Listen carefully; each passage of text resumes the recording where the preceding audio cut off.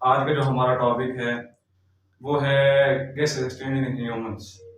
Last जो हमने video थी उसमें बात की थी गैस एक्सचेंज इन ह्यूमन में रिस्पायरेटरी ट्रैक्ट में जो पार्ट्स हमने किए थे वो थे हमारे पास लैरिंक्स, फेरिंक्स और nasal cavity. Nasal cavity, pharynx और लैरिंक्स, ये जो तीन पार्ट है ना, ये हमारे पास क्या बनाते हैं कि ये अपर रिस्पायरेटरी ट्रैक्ट बनाते हैं। आज जो हमने दूसरी वीडियो में इसका दूसरा पार्ट डिस्कस करना है वो है लोअर रिस्पिरेटरी ट्रैक्ट। इसमें तीन पार्ट्स आते हैं, ट्रैकिया आता है, ब्रोंकाई आता है और लंग्स आता है। तो डियर स्टूडेंट्स, चलो चलते हैं अपने वीडियो की जानिब। तो हमारे पास लोअर रिस्पिरेटरी ट्रैक्ट में पहला जो पार्ट है वो है ट्रैकिया। अब ट्रैकिया क्या होता है कि ये प्रेजेंट होता है आफ्टर लैरिक्स। अब डायग्राम में देखते हैं हम कि ये हमारे पास क्या है जी, लैरिक्स। इस लैरिक्स के बाद ये आपके पास क्या प्रेजेंट हो रहा है, ये ट्रैकिया है आपके पास, ये वाला। मतलब हमने कहा है कि ट्रैकिया कहां पैदा होता है, नेक्स्ट टू लैरिक्स है। अब देखो ये हमारे पास लैरिक्स है और ये हमारे पास ट्रैकिया है। अच्छा, उसके बाद कहते हैं कि इसको हम विंडपाइन भी बोलते हैं, किसको, ट्रैकिया को। और ये जो ट्रैकिया होता है ये 20 सेंटीमीटर लॉन्ग ट्यूब है जो कि एसोफेगस के सामने प्रेजेंट होती है। और कहते हैं ये जो सी शेप्ड कार्टिलेजिनस रिंग्स होती हैं ट्रैकिया के वॉल्स में, मतलब ट्रैकिया की जो वॉल्स होती है ना उनमें सी शेप्ड कार्टिलेजिनस रिंग्स पाई जाती हैं, जिस तरह ये डायग्राम में शो कर रहा है। अब ये ना यूं करके सी शेप ना आपके पास ये जो डायग्राम सारे रिप्रेजेंट कर रहा है, इसमें ना सी शेप्ड ये क्या पाई जाती हैं, कार्टिलेजिनस रिंग, और ये ट्रैकिया के अंदर जो प्रेजेंट होती हैं। अगर आप यहाँ पे देखना चाहो तो ये जो हमारे पास यूं करके ना सी शेप्ड, ये यूं करके हमारे पास जो रिंग्स पाई जा रही हैं इसे क्या बोलते हैं हम, सी शेप्ड कार्टिलेजिनस रिंग्स, जो कि ट्रैकिया की वॉल्स के अंदर पाई जाती हैं। आगे कहता है कि जो कार्टिलेज पाया जाता है ट्रैकिया की वॉल्स के अंदर, इसका फंक्शन क्या है कि ये जो ट्रैकिया होता है ना उसको कोलैप्स होने से ये कार्टिलेज बचाता है कि even if there is no air in the trachea, फिर भी ट्रैकिया में एयर ना भी हो फिर भी कार्टिलेज क्या करता है कि ये जो ट्रैकिया है उसको कोलैप्स होने से बचाता है। नेक्स्ट पार्ट है आपके पास ब्रोंकाई। ब्रोंकाई क्या होता है कि जब ट्रैकिया आपके पास मतलब इंटर होता है लंग्स में ना, तो लंग्स में इंटर होते ही क्या हो जाता है, डिवाइड हो जाता है टू स्मॉलर ट्यूब्स में। कौन कि जब ट्रैकिया इंटर होता है लंग्स में तो ये दो स्मॉलर ट्यूब्स में डिवाइड होता है, और उन टू स्मॉलर ट्यूब्स को हम क्या बोलते हैं, ब्रोंकाई, और सिंगुलर ब्रोंकाई को बोलते हैं ब्रोंकस। और जो ब्रोंकाई की वाल्व होती हैं उनके अंदर कार्टिलेजिनस क्या होती हैं, प्लेट्स प्रेजेंट होती हैं। ठीक है, जो हर ब्रोंकस होता है वो क्या होता है कि इंटर होता है हर बात साइड ऑफ द लंग्स में, और फिर जब वो लंग्स की दोनों साइड के अंदर मतलब जब डिवाइड हो जाता है ना हर ब्रोंकस, तो मतलब इंटर होता है तो फिर वो किधर हो जाता है, इंटर होने के बाद वो डिवाइड होता है स्मॉलर फाइन ट्यूब्यूल्स में, और उन फाइन ट्यूब्स को क्या बोलते हैं हम, ब्रोंक्यूल्स बोलते हैं। ठीक है, अब जिस तरह अगर डायग्राम में देखना चाहूं तो ये क्या है आपके पास, अब देखो ये आपके पास क्या है, लेफ्ट लंग्स है, ठीक है, और ये आपके पास राइट लंग है। ठीक है ना, आर एल लिख रहा हूं राइट लंग को। अब देखो उसने ना लेफ्ट लंग अच्छी तरह दिखाया, लंग अच्छी तरह दिखाया हुआ है। अब ये ट्रैकिया के बाद ये वाले जो आपके पास शो हो रही है ना, मतलब ये ट्यूब शो हो रही है, ये इसको वो किसका नाम दे रहा है, प्राइमरी ब्रोंकाई का नाम दे रहे हैं। ठीक है, अब जैसे ये प्राइमरी ब्रोंकाई लंग्स के अंदर मतलब एंटर होती है तो ये आपने छोटी छोटी यूं करके आपके पास क्या नजर आ रही है आपको, ये फाइन ट्यूब्यूल्स नजर आ रही हैं। इन फाइन ट्यूब्यूल्स का नाम क्या है, इसे हम ब्रोंक्यूल्स बोलते हैं, BRONCHIOLES।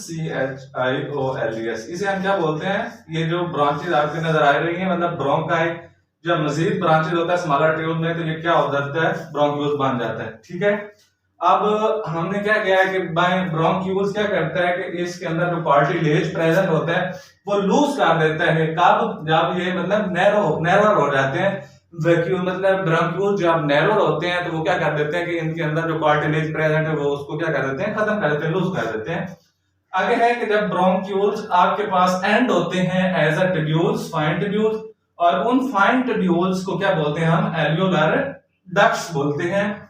और कहते हैं कि हर जो एल्वियोलर डक्ट्स होता है वो ओपन होता है इनटू क्लस्टर ऑफ पाउचेस, और उन क्लस्टर ऑफ पाउचेस को क्या बोलते हैं? एल्वियोलाई। अब आपके पास क्या है कि ये ना जो ये वाले आपको नजर आ रहे हैं यूं करके, ये क्या है आपके पास? ये क्लस्टर ऑफ पाउचेस है, और इसको इसने किसका नाम दिया हुआ है? एल्वियोलाई का नाम दिया हुआ है, ठीक है। अब एल्वियोलाई क्या होता है कि अब एल्वियोलाई का क्या फंक्शन होता है कि ये ह्यूमन बॉडी के अंदर रिस्पिरेटरी सर्फेस बनाती है ह्यूमन बॉडी के अंदर।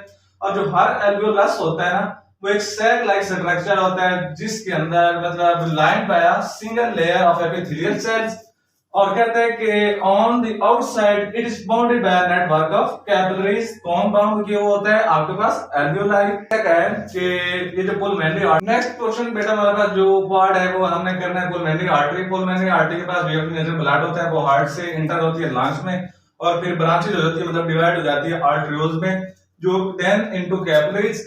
तो फिर क्या होती है? वो कैपिलरीज किसको सराउंड करते हैं? एल्वियोलाई को। अच्छा, आप जब वो एल्वियोलाई को सराउंड करते हैं तो फिर ये आपके पास ज्वाइन करते हैं एक दूसरे के साथ, और वो क्या बनाते हैं? वेन्यूल्स। अब ये जो वेन्यूल्स है वो कौन सी वेन बनाते हैं? Pulmonary when. अब कहता है कि ये पुलमोनरी वेन्स क्या करते हैं कि ये ऑक्सीडेटेड ब्लड कैरी करते हैं बैक टू दी हार्ट, ठीक है। अब क्या है कि pulmonary artery deoxygenated blood carry करती है हार्ट से किधर ले जाती है? लंग्स में। और ये जो पुलमोनरी वेन है ये ऑक्सीजनेटेड ब्लड किधर ले जाती है? बैक टू दी हार्ट ले जाती है, ठीक है। उसके बाद कहता है कि ये जो लंग्स होते हैं इसका तीसरा पोर्शन है लोअर रेस्पिरेटरी ट्रैक्ट का, लंग्स है, ठीक है। अब लंग्स में क्या होता है कि आपके पास थोड़ा सा कैविटी होती है, उसके अंदर एक पेयर ऑफ मतलब लंग्स प्रेजेंट होता है। एक ये लेफ्ट लंग्स है, एक ये राइट लंग्स है, ठीक है। अब ये थोड़ा सा कैविटी में प्रेजेंट होता है। अब जो कहते हैं कि चेस्ट की वॉल होती है वो 12 पेयर ऑफ रिब्स से बनी होती है, और जो रिब्स के मसल होते हैं उसे हम रिब्स के मसल को क्या बोलते हैं? These are called intercostal muscles, ठीक है। अब देखो, अब ये जो ना मतलब ये जो उसने यूं करके रिप्रेजेंट किया हुआ है डायग्राम में, ये आपके पास एक्चुअली क्या है? दीज आर रिब्स, ये रिब्स है। अच्छा, अब वो कहता है कि रिब्स के जो मसल्स होते हैं उन्हें हम क्या बोलते हैं? These are called intercostal muscles, ठीक है। उसके बाद क्या है कि आपके पास डायफ्राम है। डायफ्राम क्या होता है कि थिक मस्कुलर स्ट्रक्चर होता है जो कि प्रेजेंट होता है बिलो दी लंग्स। अब हमारे पास क्या होता है कि ये भी लंग्स है, ये भी लंग्स है, कि इसके नीचे आपके पास ये जो स्ट्रक्चर प्रेजेंट हो रही है इसको क्या बोलते हैं हम? डायाफ्राम।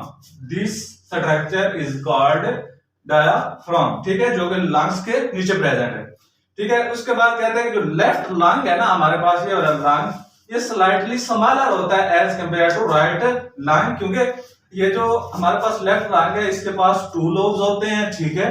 और जो राइट लंग होता है ये मतलब लार्जर होता है, बिगर होता है as compare to left lung, क्योंकि इसके पास राइट के पास कितने लोब्स होते हैं? 3 लोब्स, ठीक है। तो नेक्स्ट हम लंग्स के बारे में आगे डिस्कस करते हैं वीडियो में। तो चलते हैं हम इसके अगले क्वेश्चन की जाने। जो लंग्स होते हैं ना, हमने बात की है कि जो लेफ्ट लंग होता है वो स्मॉलर होता है, इसके पास 2 लोब्स होते हैं। जो राइट लंग होता है वो बिगर होता है लेफ्ट लंग की निस्बत, और इसके पास कितने लोब्स होते हैं? 3। ये इलास्टिक और स्पोरी ऑर्गन्स होते हैं।